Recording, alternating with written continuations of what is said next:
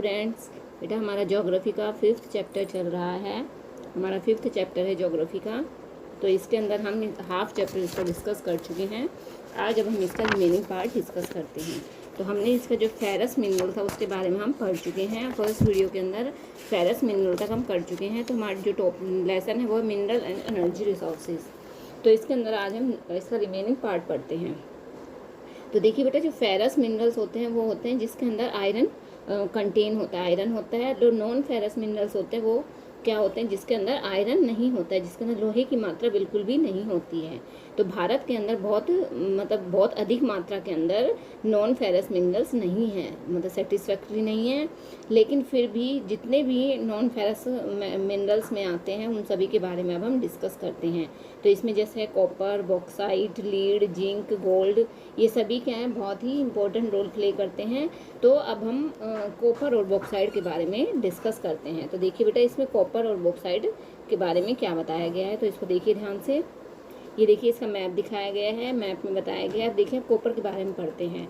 तो जो कॉपर है,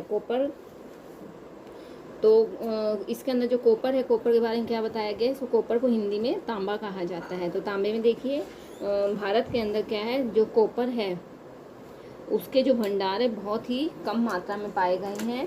तो क्योंकि जो कॉपर है वो malleable, ductile and a good conductor of electricity, तो ये इसकी क्वालिटी है। तो इस वजह से क्या है, copper is mainly use in electrical cable. तो इस वजह से कॉपर को मोस्टली कहाँ पर यूज़ किया जाता है, जो बिजली की तार होती हैं उसके अंदर, इलेक्ट्रॉनिक आइटम्स के अंदर और केमिकल इंडस्ट्रीज़ के अंदर कॉपर को यूज़ किया जाता है।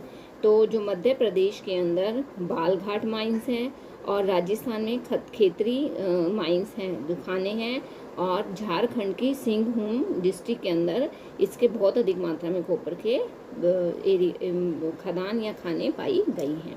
तो ये था बेटा कॉपर के बारे में। नेक्स्ट आता है बॉक्साइट। अब बॉक्साइट के अंदर देखिए, बॉक्साइट में देखिए क्या बताया गया है। तो नेक्स्ट पॉइंट है बॉक्साइट। तो जो बॉक्साइट है, बॉक्साइट में देखिए मतलब मोस्टली जितने भी अयस्क हैं उन सभी के अंदर क्या है, एल्यूमिनियम पाया जाता है।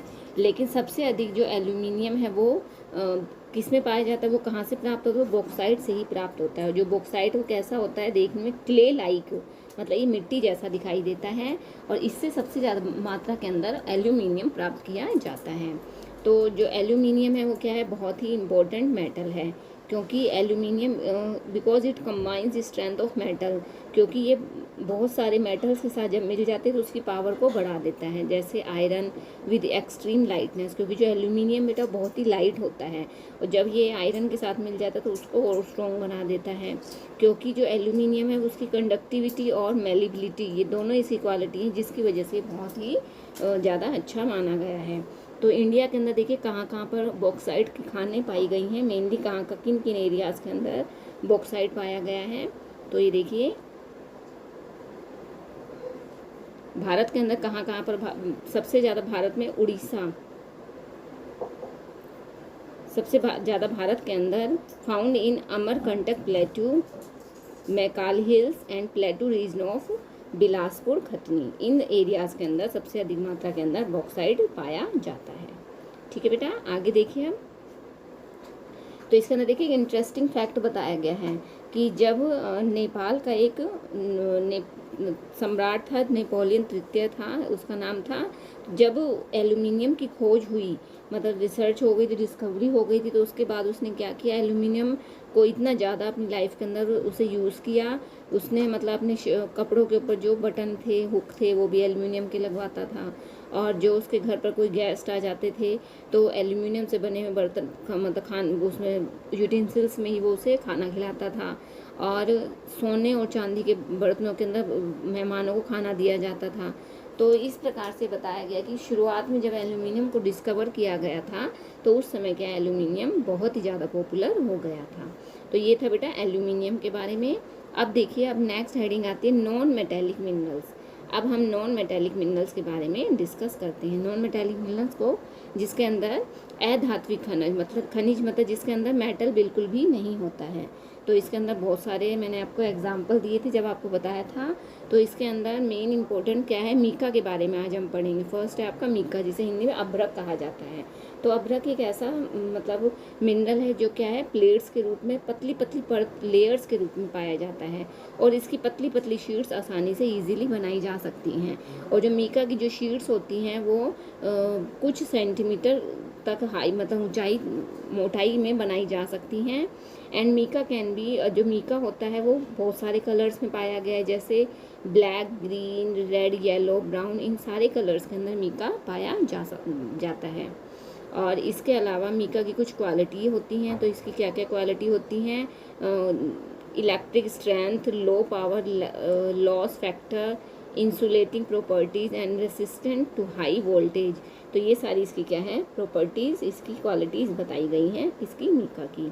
एंड मीका देखिए भारत के अंदर कहाँ कहाँ पर किन किन एरियाज़ के अंदर मीका पाया गया है।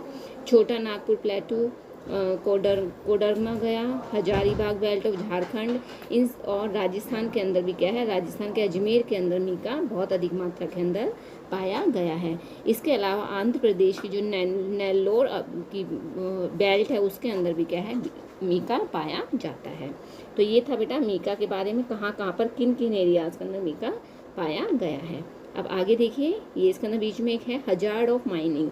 तो देखिए इसमें क्या बताया गया, हजार्ड्स ऑफ माइनिंग के अंदर क्या बताया गया कि जो माइनिंग के अंदर जो काम करने वाले जो पर्सन्स होते हैं उनके लिए क्या है, माइन के अंदर काम करना बहुत ही खतरनाक होता है, क्योंकि माइन के अंदर से निकलने वाला जो काला धुआं होता है वो उनके लंग्स को बहुत ज़्यादा इफेक्ट करता है, उनके लंग्स में जाता है और उन्हें लंग्स रिलेटेड बहुत सारी डिसीजेज हो सकती हैं। इसके अलावा क्या है, कई बार वहाँ पर विस्फोट भी हो जाता है, तो विस्फोट की वजह से क्या है, उनकी जान भी जा सकती है। तो इसलिए जो माइनिंग के अंदर जो पर्सन काम करते हैं उनके लिए बहुत ही रिस्की होता है, बहुत ही खतरे से भरा हुआ होता है जब वो उसके अंदर काम करते हैं।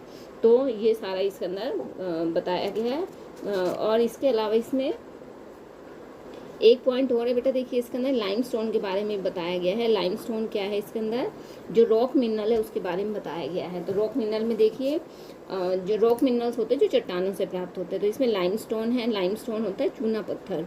तो जो चूना पत्थर है is found in association with rocks composed of calcium carbonates और कैल्शियम एंड मैग्नीशियम कार्बोनेट्स, इन सब से मिलकर बनता है और इनकी चट्टानों के अंदर मेन रॉक्स के अंदर पाया जाता है। और यह मोस्टली सेडिमेंट्री रॉक के अंदर पाया जाता है। जो रॉक मिनरल लाइमस्टोन है उसमें जो लाइमस्टोन कौन किस में पाया जाता है, मेन सेडिमेंट्री रॉक के अंदर पाया जाता है। और जो लाइमस्टोन है is the basic raw material for the cement industry. Cement industry के लिए जो लाइमस्टोन है वो क्या है, इसका बहुत ही इंपॉर्टेंट रॉ मटेरियल के रूप में इस बहुत हेल्पफुल होता है।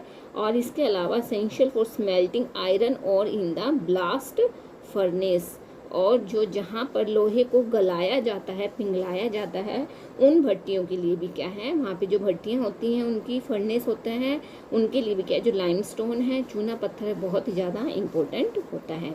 ये चूना पत्थर के बारे में बताया गया है। आगे देखिए बेटा, नेक्स्ट आता है कंजर्वेशन ऑफ मिनरल्स। अब देखिए जो मिनरल्स हैं, अब हमने जो मेन मिनरल्स थे उन सभी के बारे में हमने डिस्कस किया है। तो जो मिनरल्स है वो हमारे लिए सभी के लिए बहुत महत्वपूर्ण है और हमें इन्हें कंजर्व करना है। How we conserve the minerals, हमें इन्हें वेस्ट नहीं करना है। तो ये हम सभी को पता है कि वी और appreciate the strong dependence of industries and agriculture. हम सभी को पता है कि जितनी बड़ी बड़ी इंडस्ट्रीज़ हैं, एग्रीकल्चर है, वो सभी क्या है, मिनरल के ऊपर डिपेंड करती हैं। लेकिन किसी भी चीज़ को जब हम रेकलेसली यूज़ करते हैं तो क्या है, वो एक समय के बाद धीरे धीरे करके वो ख़त्म होने लग जाती हैं। तो इसीलिए हर चीज़ को तैयार करने में बहुत ज़्यादा अधिक समय लगता है, हज़ारों लाखों वर्ष लग जाते हैं। तो इसलिए हमें हर चीज़ को इस तरीके से यूज़ करना है कि वो सही तरीके से यूज़ करें, ताकि हम लोग भी उसे यूज़ कर सकें और आगे आने वाली जनरेशन भी उसे यूज़ कर सके। तो इस प्रकार से जितनी तेज़ी से जनसंख्या बढ़ती जा रही है उतनी तेज़ी से क्या है, हर चीज़ की उपयोगिता भी, उसकी यूज़ जो हर चीज़ क्या है हमारे लिए बहुत ज़्यादा ज़रूरी होती जा रही है। तो इन सब चीज़ों को देखते हुए हमें क्या है बेटा, जो मिनरल्स है उन्हें कंजर्व करना है, हमें उन्हें रेकलेसली यूज़ नहीं करना है, हमें उन्हें बचा कर रखना है, हमें उन्हें आगे फ्यूचर के लिए बचा कर रखना है। तो इसलिए क्या है, जो मिनरल्स हैं वो बहुत ही इंपॉर्टेंट है, हम सभी को इसे बचा कर रखना है ताकि आके फ्यूचर के लिए भी हम इसे सेव करके रख सकें। तो बेटा ये आज आपका नेक्स्ट पार्ट मैंने इसको क्लियर कर दिया है। आई होप आप सभी को समझ में आ गया होगा। फिर भी अगर आपको कोई डाउट है तो आप मुझसे डिस्कस करोगे। ओके, थैंक यू बेटा।